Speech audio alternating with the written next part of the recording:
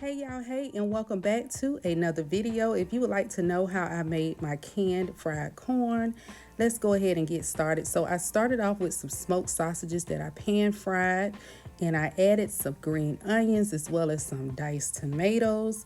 I'm gonna pan fry that down until my liking. And once I go ahead and pan fry that down, I'm gonna take about 3 cans of canned corn, not cream corn, but sweet corn.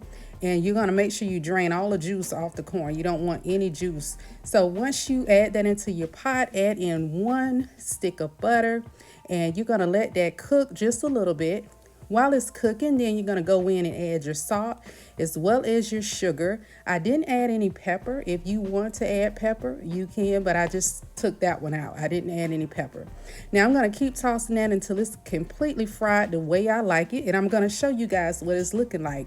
I would like to thank you guys so much for watching my video. Please make sure you like, comment, and subscribe, and see you next time. Bye-bye.